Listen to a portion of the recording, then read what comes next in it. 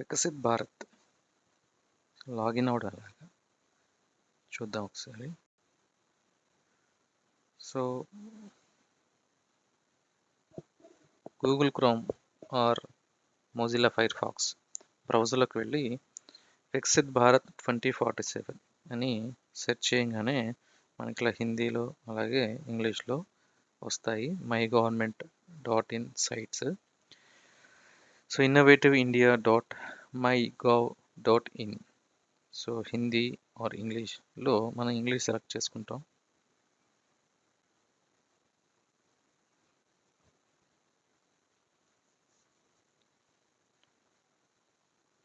So ఇలా Viksit Bharat site అనేది open అవుతుంది. సో ఇలా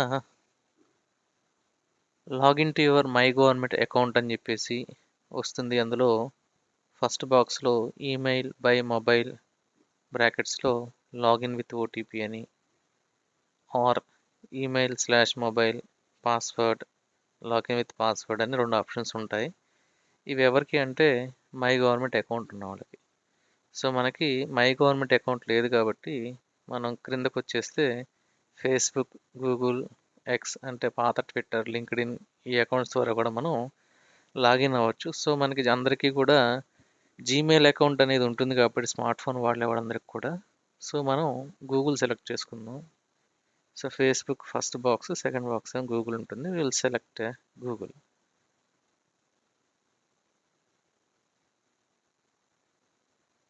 సో ఇలా మన మొబైల్లో ఉన్నటువంటి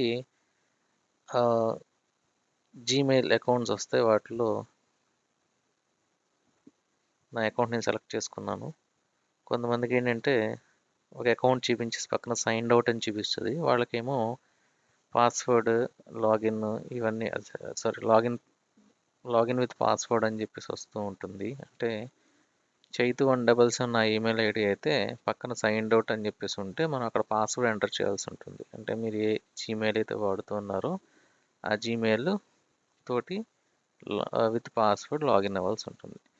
సో నెక్స్ట్ స్టేజ్ వచ్చేసి ఇలా required information please fill in additional information to complete your registration అని వస్తుంది. ఇందులో ఇండియా అనేది బై డిఫాల్ట్ వస్తుంది. Next mobile number. సో మన ఫోన్ నెంబర్ ఎంటర్ చేయాలి ఇక్కడ. సో ఫోన్ నెంబర్ ఎంటర్ చేసిన తర్వాత సబ్మిట్ అని క్లిక్ చేయాలి. క్లిక్ చేసిన తర్వాత ఓటీపీ వస్తుంది మనకి.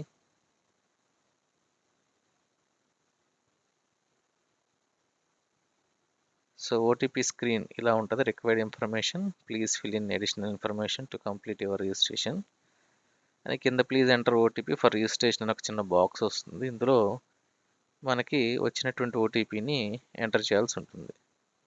సో మనం ఏ నెంబర్ అయితే ఇచ్చున్నామో ఆ నెంబర్కి ఓటీపీ వస్తుంది.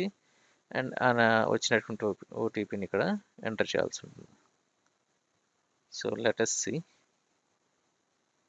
ఓటీపీ ఏమి వచ్చిందో నాకు ఇంకా రాలేదు.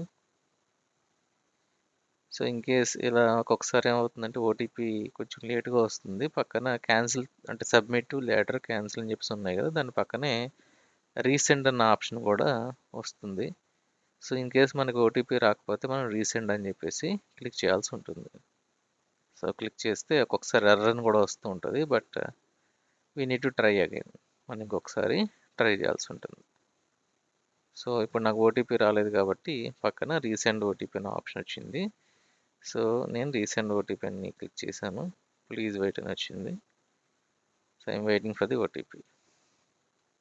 Yes, I got the OTP 248667. So once OTP enter చేసిన తర్వాత సబ్మిట్ బటన్ ప్రెస్ చేస్తాము. సో సబ్మిట్ బటన్ ప్రెస్ చేసిన తర్వాత నెక్స్ట్ స్టేజ్కి వెళ్తుంది.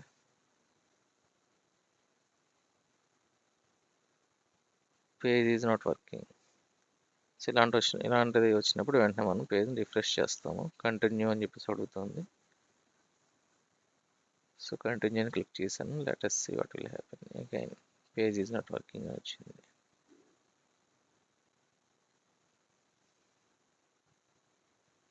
సో మళ్ళా ఫస్ట్కే వెళ్ళిపోయింది. So let me try again.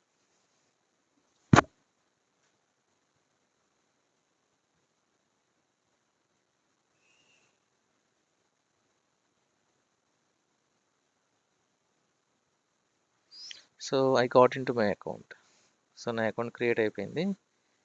I just got in to my account. So here it is, Krishna Chaitanya dashboard. Let me see what are the options are there inside. ఏమన్నా ఇందులో options ఉన్నాయి ఒకసారి చూద్దాము.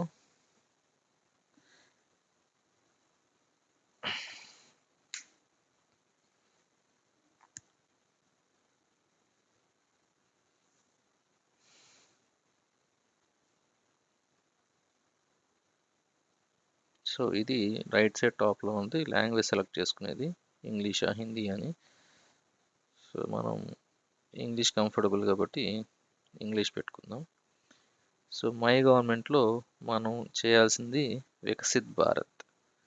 సో అది అసలు ఎక్కడ ఉందో చూద్దాం వీటిల్లో.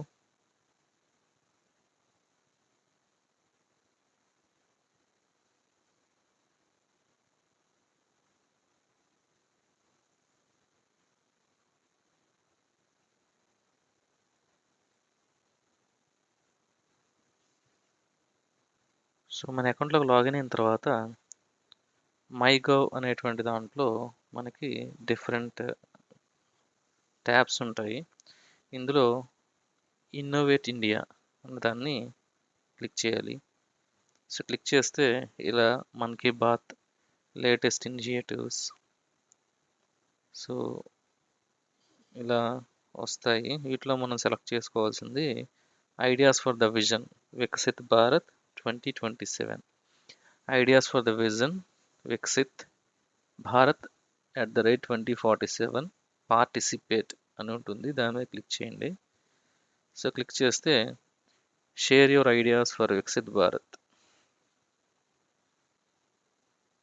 ప్రైజ్ ఫర్ బెస్ట్ ఐడియాస్ అన్న ఈ స్క్రీన్ వస్తుంది. సో ఇందులో share your ideas for Viksit Bharat click చేస్తాము.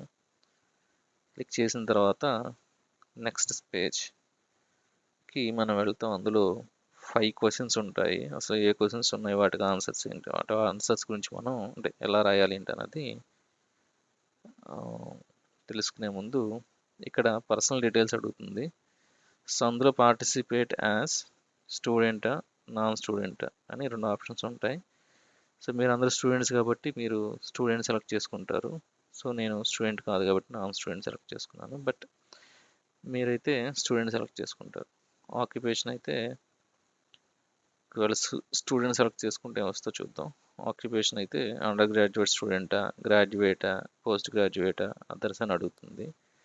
సో మన అందరం కూడా అండర్ గ్రాడ్యుయేట్ స్టూడెంట్ కాబట్టి అండర్ గ్రాడ్యుయేట్ అని చెప్పేసి పెడతాం. సో తర్వాత నేమ్ ఆఫ్ ద ఇన్స్టిట్యూషన్ అడుగుతుంది. ఇక్కడ గవర్నమెంట్ డిగ్రీ కాలేజ్ ఏలూరు అని చెప్పేసి రాస్తారు. స్పెల్లింగ్ ప్రాపర్గా రాయండి. ఏలూరు ఆంధ్రప్రదేశ్ అనేసి రాయాల్సి ఉంటుంది ఇక్కడ. ఓకేనా. సో ఇవన్నీ ఒకవేళ స్టూడెంట్ అయితే తర్వాత జెండర్ సెలెక్ట్ చేసుకుంటాము. మేల్ అయితే మేల్, ఫీమేల్ అయితే ఫీమేల్. ఏజ్ సెలెక్ట్ చేసుకుంటాము. బిలో 18, 19 to 25 అంటే ఏ ఏజ్ గ్రూప్ వాళ్ళని. సో మీ ఏజ్ని బట్టి బిలో 18 లేకపోతే 19 to 25 అన్నది సెలెక్ట్ చేసుకోండి. తర్వాత అడ్రస్ ఏలూరు అని పెట్టండి. Select Andhra Pradesh, district Eluru. So ఇది తర్వాత కన్ఫర్మ్ ప్రొసీడ్ ప్రెస్ చేయాలి. సో నేను యాక్చువల్గా ఇక్కడ స్టూడెంట్ సెలెక్ట్ చేస్తున్నాను కాబట్టి అది మారుస్తాను.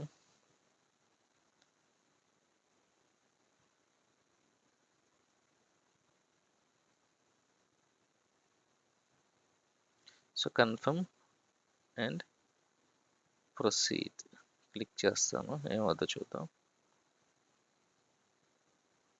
So no changes and modifications will be permitted after submission. So once submit చేసిన తర్వాత ఎలాంటి చేంజెస్ని ఇది అలౌ చేయదట. సో అందుకని ఒకసారి 1-2 సార్లు చెక్ చేసుకుని అప్పుడే ఇవి సబ్మిట్ చేయాల్సి ఉంటుంది.